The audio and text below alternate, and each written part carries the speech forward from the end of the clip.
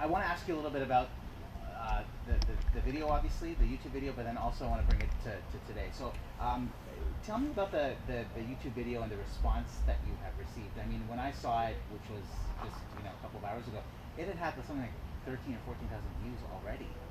So what has been the response for you and for Joanne? I know she's not here right now, but what has been the reaction? Well, the response has been overwhelming.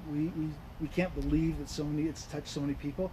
Joanne just texted me a few minutes ago, and she can't stop crying as she's listening to or reading all of the comments. That people have just been so nice, and it's had such a positive impact on so many minorities in Canada, kids who grew up who thought that, oh, I see them on TV, maybe I can do that. Or it's been such a positive response from so many Canadians that we're really pleased and humbled by it. I mean, it's really very much a humbling feeling to it, and yet you're very proud of, over the 32 years of maybe you've contributed just a little bit to Canadians' consciousness that we can all live, work, and play together.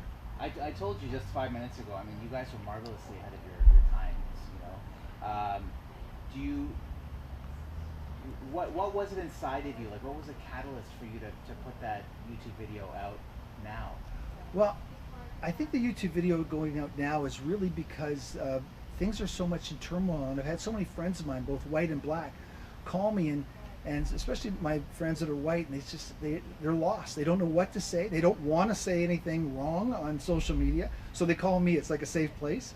What should I say? Why should I look at this? And I've been telling them, just listen. And the fact that they called me tells me a lot. And so I'm trying to be extremely positive with them. And I've had friends of mine from the U.S. who are a friend of mine who's a Trump supporter, and needless to say, I'm not. And so it's we had a long conversation, and he says he's not going to vote for Trump anymore. So I think I've accomplished something when he watched the video. When you guys when you were hired as the black reporter, and said that 3 hours later there was a shift. Was that in '88? That was April of 1988. April of 1988. And what I found so striking in the video is that you knew exactly the hour that you were hired, which was 11 o'clock, and also the hour that you were fired, which was 3 hours later. Yeah, 3 hours later.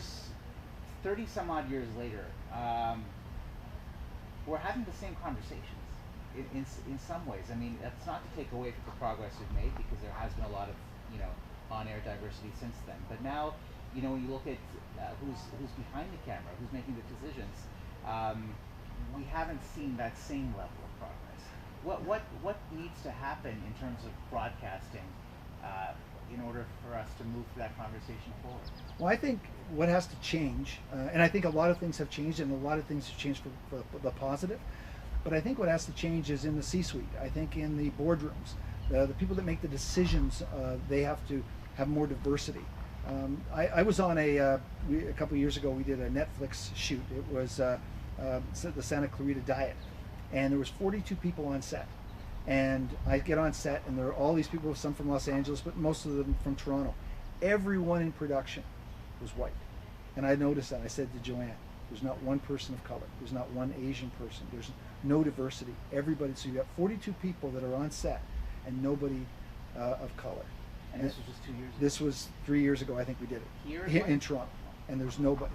Camera, sound, makeup, all the people. There were so many people, grips, everybody else. And I thought, why is that? And that's when they talk about systemic racism. But I think it has to start at the school. I think Ryerson, in my mind, it would be great to have Ryerson have a scholarship for the underserved, both Aboriginal. I'd love to hear more of the Aboriginal voice in Canada, because only with hearing more of the Aboriginal voice are we going to have a better understanding of the Aboriginal community in our country. So I think I think it's better, and quite often I think it's when you advocate for someone else, not simply what is for you. And so it's important to advocate for women. It's important to advocate for persons with disabilities, and those are the things that I think are really important. We've thought about that for all these years in Body Break, to have diversity and advocate for someone other than yourself.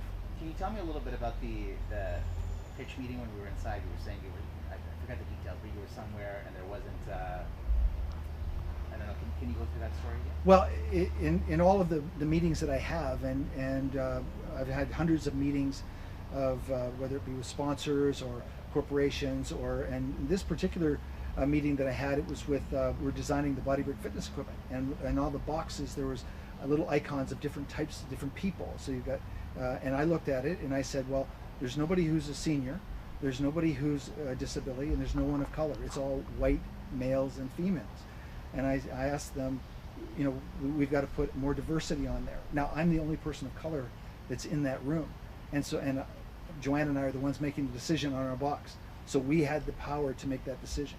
But that was very conscious, and it surprised us that you want to sell to everybody.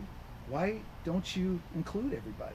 It was very simple. It's, and I think nowadays companies are coming around with that idea far more than they've ever before. They've, you know, you see a male and female together in Sleep Country, and you know, she's Asian and you know, he's white, or there's a lot of diversity that's going on, which is fantastic. Made a lot of progression, but we still have to make some more. When did that happen with the equipment? That was 1998. 1998. Yes. Okay, so 10 years after. Yeah. Because the show also launched in 88. Right? That's correct. Okay.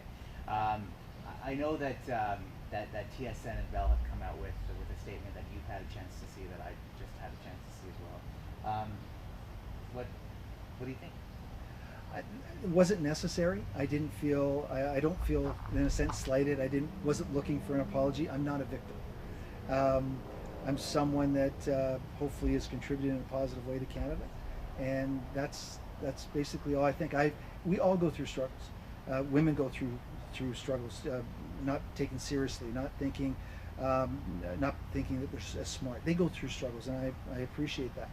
And so we all have our struggles that we have to go through, and it's I didn't really feel I needed an apology at this time.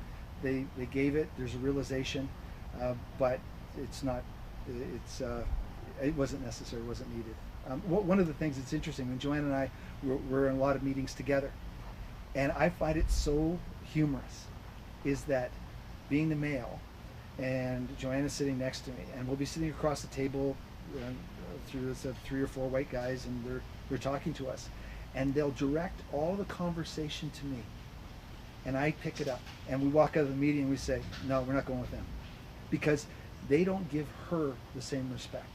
And I picked that up. I noticed it, and Joanne does it. I mean, we had a real estate agent come over to want to list our house. He looked at me the whole time and talked to me. He walked. I closed the door. I said, "We're not going to go with him." And it was very simple. He didn't get it. He didn't understand that you have to talk to each person as equals, and that's the way I was brought up, and certainly the way Joanne was brought up. And speaking of ways you were brought up, I mean, you referenced your dad in this video as well. And another thing that struck me is your tone. I mean, you didn't come across as angry. I mean, it was quite. There's a 4 or 5 minute piece of video that was overwhelmingly educational. It didn't come across as being like I said, angry or disappointed or anything like that. Is that something for you that was conscious? I mean, are you trying to make sure that people are receptive to your message without getting their backs up, or is that just who you are? Well, that's been the word of Body Break for all these years. We haven't wanted to yell and scream at you that you should do this. You do it in a subtle way. If you change the hearts and minds, it's a lot easier than changing it with trying to hit somebody over the head with a club. So you don't want to yell at somebody. You want to give them education. You want to give them information. And so with Body Break, we would include people in the spot, and we'd have a person with disabilities in the background doing sign language. That person who is hearing impaired would see that person and would go, I'm included, and they would feel good about, and they would watch. And so you'd be inclusive of everyone, and they see themselves. So our original idea for Body Break was, we do an activity, let's say gardening is an example, and if you're a gardener, you're going to pay attention because you're a gardener. Well, if you're a person of minority, if you're a disability, and we have you included, you're going to pay attention, and you're going to feel something. You're going to feel a connection. So it was just the right thing to do.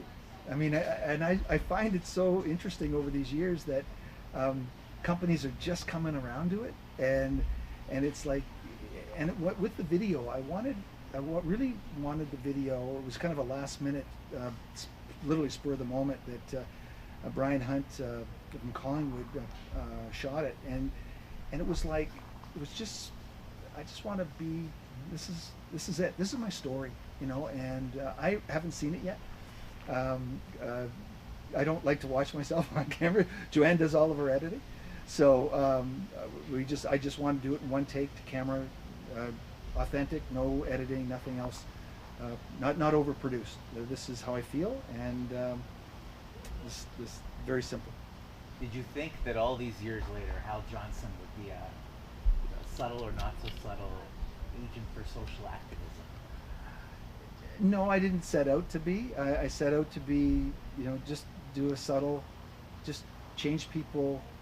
You'd want to chip away. I almost feel like in Shawshank Redemption, you know, just you're just trying to make that hole, and you just keep going and just keep going away at that hole, and eventually something will break through. But our whole idea and philosophy of Body Break that is that if one person at home got a message, one person, then we've succeeded. So each Body Break episode, we thought if one person takes something from this in a positive way, then we've succeeded. And just kept our head, Joanne and I, we obviously were little beavers. We just kept going and doing it, and Joanne would write the script. She would edit the scripts. I would direct the spots.